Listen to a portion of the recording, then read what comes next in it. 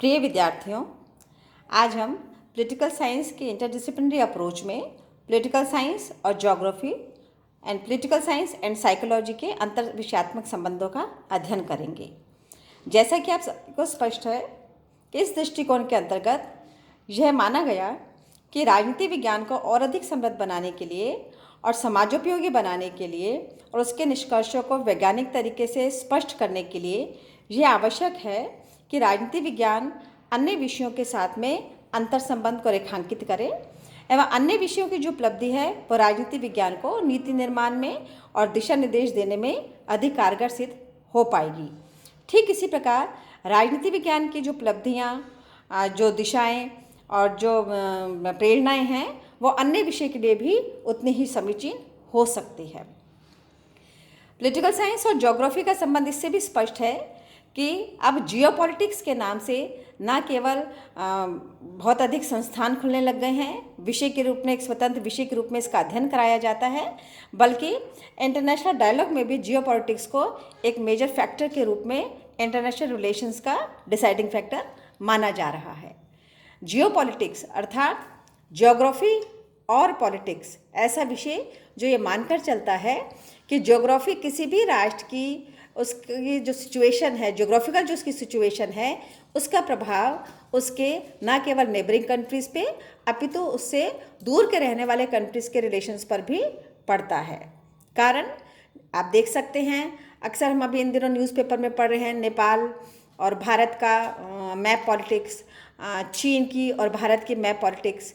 किसी भी देश के मैप में जब किसी भी देश के किसी हिस्से को हटाया या बढ़ाया या गलत तरीके से प्रस्तुत किया जाता है तो सीधा साधा हमारे को जियोग्राफी या जियोपॉलिटिक्स की ओर इंगित करता है, क्योंकि सीधा सा ज्योग्राफी का संबंध किसी भी राष्ट्र की संप्रभुता से होता है और संप्रभुता का सीधा सा संबंध उस देश की अथॉरिटी से, उसकी विवेक सम्मता से और उसकी फॉरेन पॉलिसी से होता है।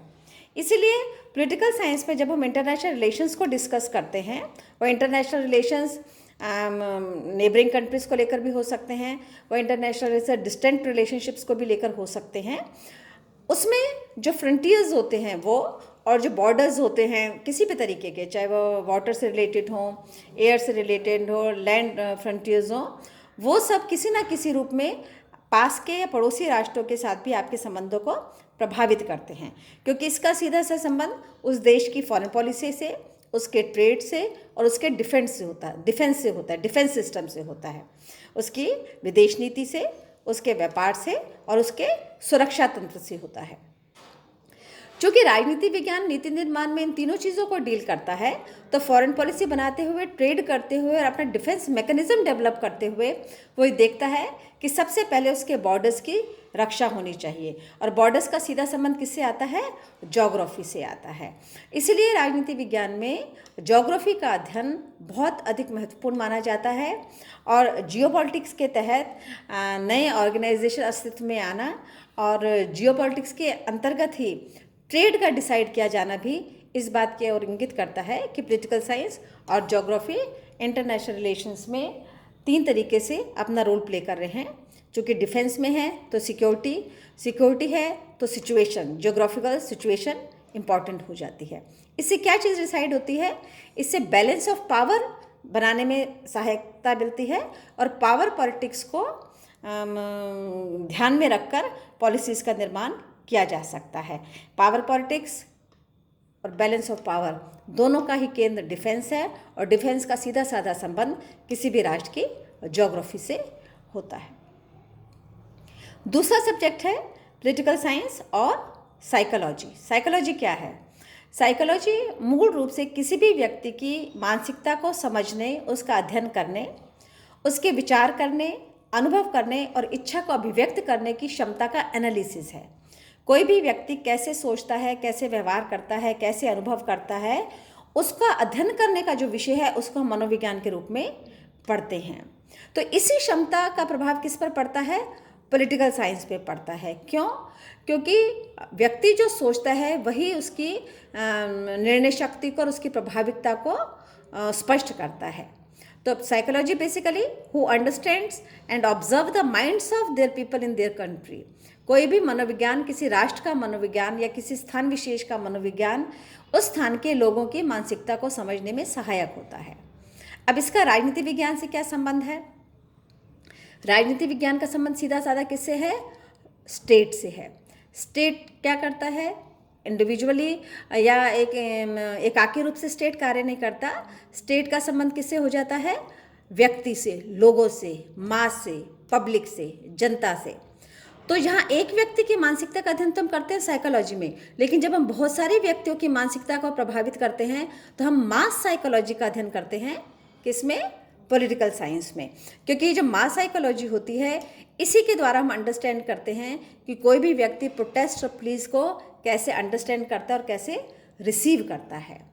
तो राष्ट्र की अवधारणा किसके साथ जुड़ जाती है? राष्ट्र के साथ। राष्ट्र के साथ क्या जुड़ जाता है? राष्ट्रवाद। और जब हम राष्ट्रवाद का अध्ययन करते हैं तो हमारी सीधी सीधी मानसिकता प्रत्यक्ष रूप से मनोविज्ञान के साथ जुड़ जाती है, क्योंकि राष्ट्रवाद की अवधारणा ही हमें समग्र और एकीकृत होने और एक बने रहने की ओर प्रवृत्त करती है। तो कैसे प्रवृत्त करती है? जब हम इमोशनली कनेक्ट होते हैं, भावनात्मक रूप से जुड़े हुए होते हैं। हम भावनात्मक रूप से कब जुड़े हुए होंगे? जब हमारी हैबिट, हमारी टेंडेंसी या ऐसे साइंस या हमारे इंटेंशंस को बहुत अच्छे से स्टडी किया जा सकता होगा।